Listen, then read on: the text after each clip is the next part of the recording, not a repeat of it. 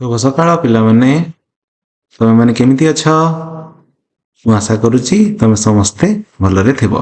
ଆମେ ବର୍ଗ ସଂଖ୍ୟା, ପୂର୍ଣ୍ଣବର୍ଗ ସଂଖ୍ୟା ଓ ତାହାର ସଂରଚନା ବିଷୟରେ ଆଲୋଚନା କରିଛେ। ଚାଲ ତମେମାନେ କେତେ ବୁଝିଛ, ମନେ ରଖିଛ ସେଇ ସବୁ ପ୍ରଶ୍ନ ଉତ୍ତର ମାଧ୍ୟମରେ ଆଲୋଚନା କରିନେବା। ପ୍ରଥମ 6ଟି କ୍ରମିକ ଅଯୁଗ୍ମ ସଂଖ୍ୟାର ଯୋଗଫଳ କେତେ ହେବ? ପ୍ରଥମ 6ଟି ଅଯୁଗ୍ମ ସଂଖ୍ୟାର ଯୋଗଫଳ ହେବ 6ର ବର୍ଗ ବା 36। n ତମ ଅଯୁଗ୍ମ ସଂଖ୍ୟାକୁ ଆମେ କେମିତି ବାହାର କରିବା? ଆମେ ଆଲୋଚନା କରିଥିଲେ। ତାର ଉତ୍ତର ହେଉଛି 2 × n - 1। ଯଦି 25ର ବର୍ଗ 625 ହୁଏ ତାହେଲେ 26ର ବର୍ଗ କେତେ ହେବ? 26ର ବର୍ଗ ନିର୍ଣ୍ଣୟ କରିବା ପାଇଁ ବା ଆମେ କରିପାରିବା ପ୍ରଥମ 26ଟି ଅଯୁଗ୍ମ ସଂଖ୍ୟାର ଯୋଗଫଳ। 25ର ବର୍ଗ ହେଉଛି ପ୍ରଥମ କ୍ରମିକ 25ଟି ଅଯୁଗ୍ମ ସଂଖ୍ୟାର ଯୋଗଫଳ। ତ 25ର ବର୍ଗରେ ଆମେ 26ତମ ଅଯୁଗ୍ମ ସଂଖ୍ୟାକୁ ଯୋଗ କରିଦେଲେ ବାହାରିଯିବ। 26ତମ ଅଯୁଗ୍ମ ସଂଖ୍ୟା କେତେ ହେବ? 26ତମ ଅଯୁଗ୍ମ ସଂଖ୍ୟା ହେବ 2 × 26 ବିଯୋଗ 1 ମାନେ 26 ଦୁଣେ କେତେ? 52 ବିଯୋଗ 1 ମାନେ 51।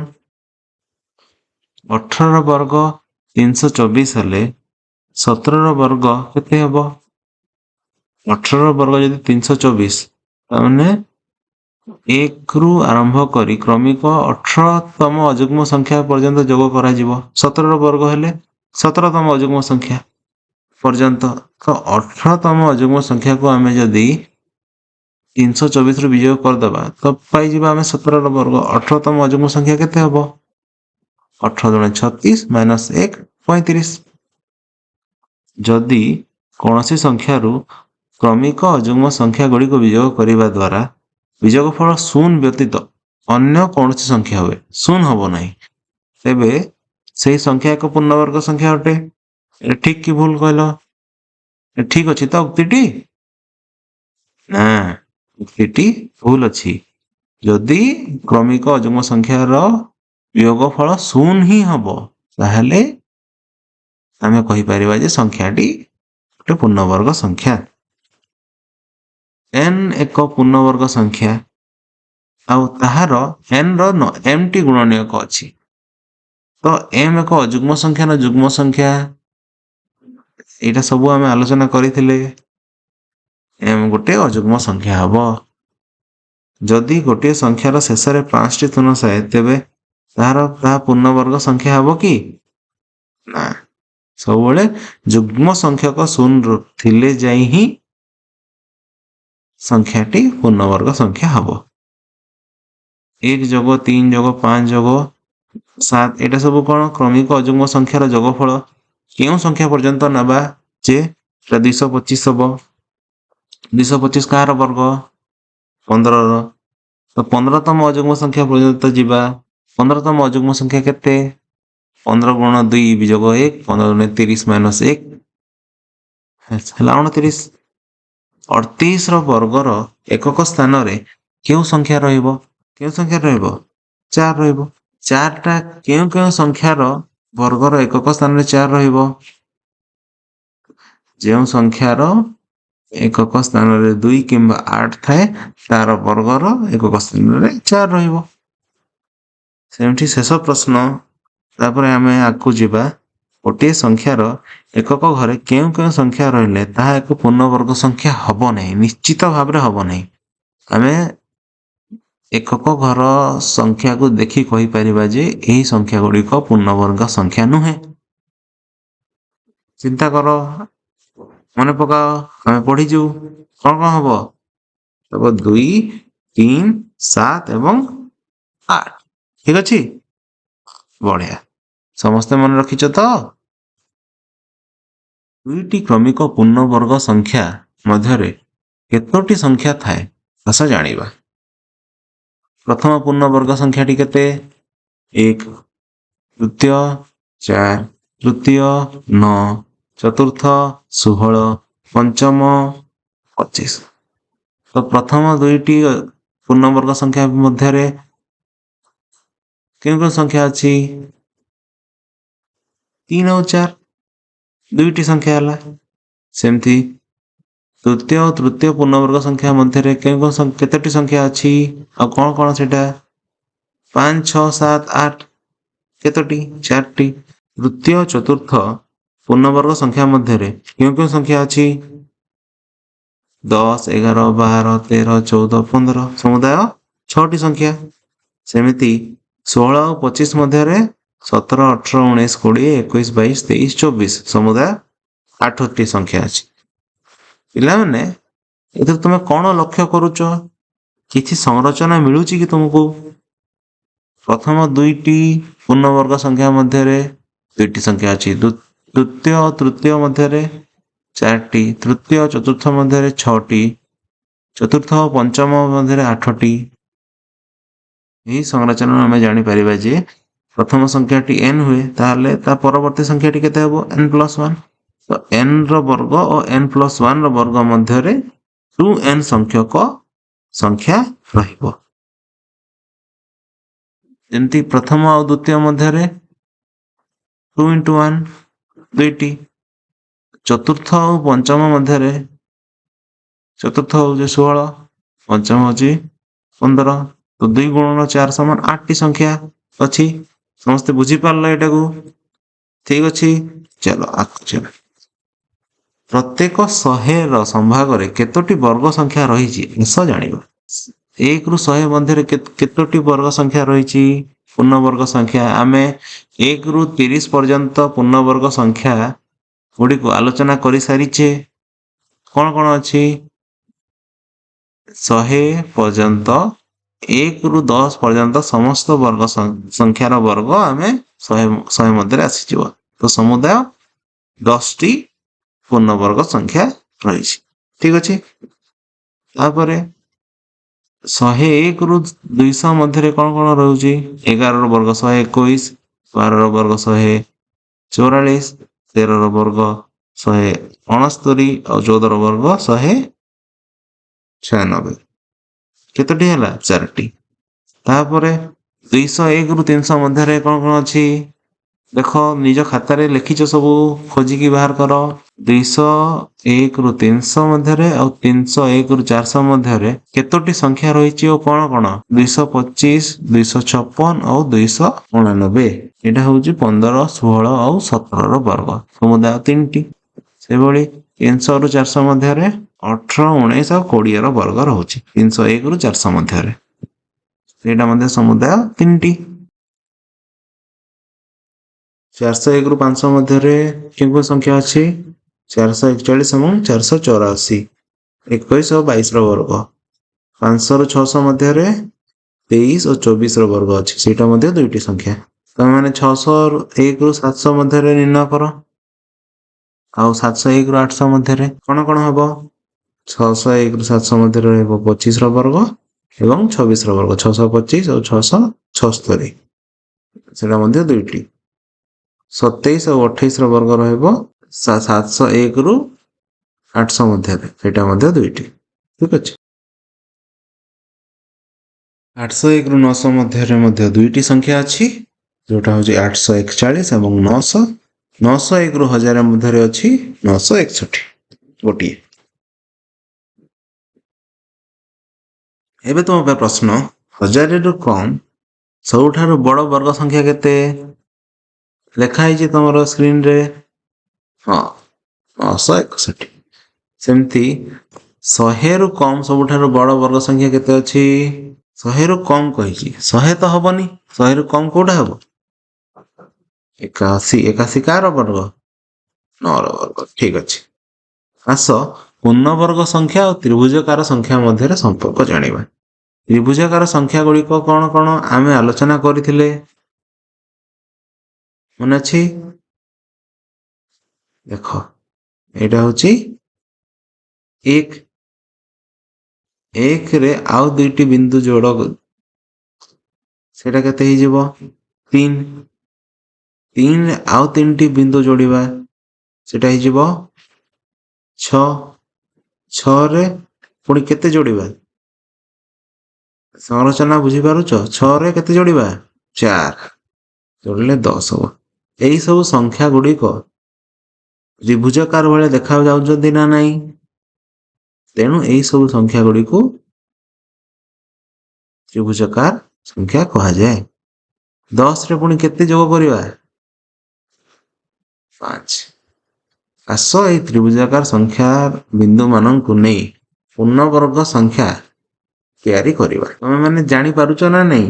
ପ୍ରଥମ, ଦ୍ୱିତୀୟ, ତୃତୀୟ, ଚତୁର୍ଥ ଓ ପଞ୍ଚମ ତ୍ରିଭୁଜାକାର ସଂଖ୍ୟାମାନଙ୍କ ମଧ୍ୟରେ ପାର୍ଥକ୍ୟ କେତେ କେତେ ରହିଛି, କେତେ କେତେ ଆମେ ଯୋଗ କରି କରି ଯାଉଛୁ। ଦେଖ, ପ୍ରଥମରେ ଚିନ୍ତା କର ପାର୍ଥକ୍ୟ ଗୁଡ଼ିକ କେତେ କେତେ ଅଛି।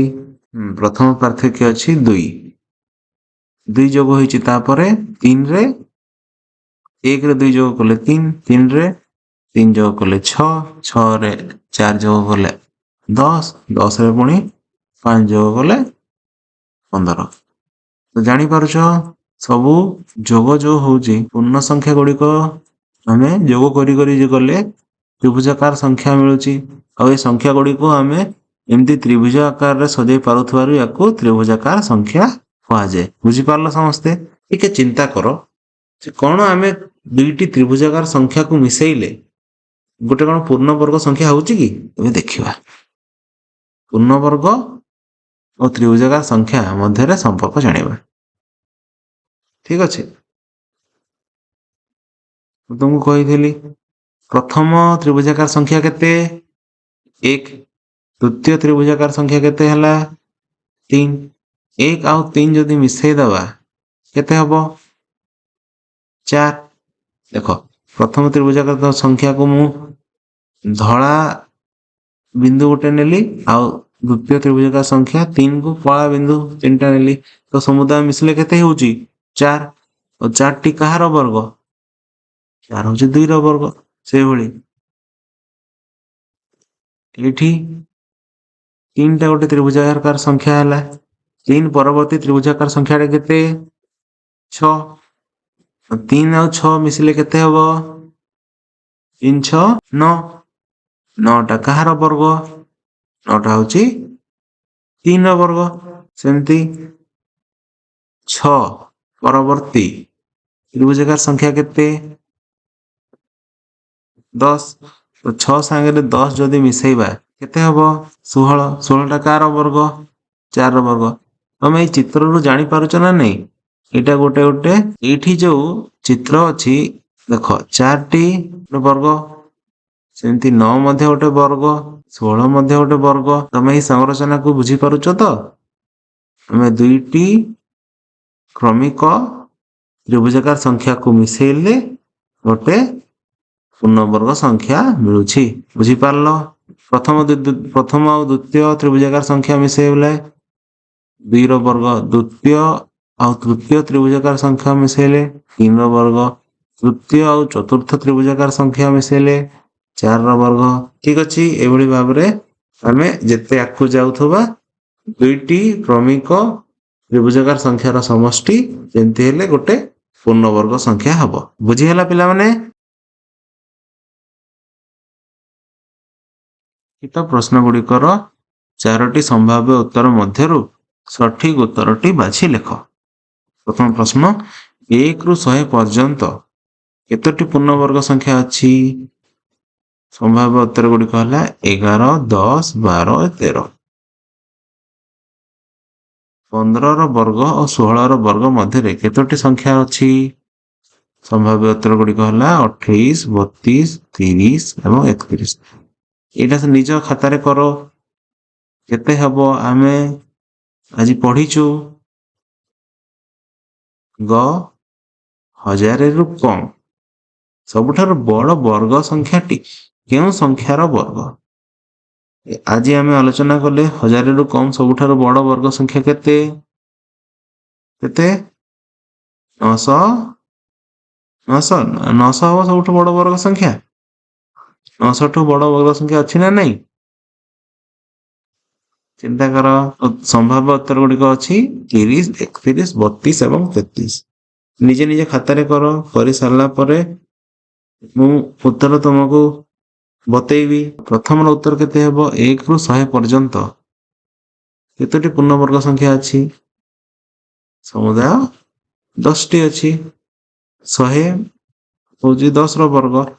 1 2 3 4 5 6 7 8 9 10 समस्त संख्यार वर्ग 1 ରୁ 100 पर्यंत आसी जाउछि। ठीक अछि। 15 ର ବର୍ଗ 16 ର ବର୍ଗ ମଧ୍ୟରେ କେତୋଟି ସଂଖ୍ୟା ଅଛି? उत्तर हबो 15 गुणन 2 समान 30 टी संख्या अछि।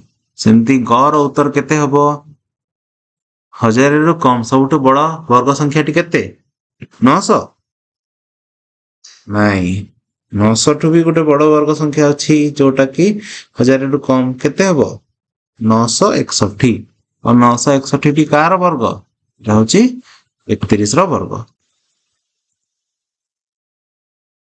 यही संरचना को आधार करी परवर्ती संख्या केते हबो चित्र रे दर्शाओ। संरचनाटी देखो आमे आलोचना करिथिले प्रथम 1 और 3 समान 4 सेटा होची 2 रो वर्ग 3 जोग 6 समान 9 सेटा होची 3 रो वर्ग 6 जोग 10 समान 16 4 रो वर्ग।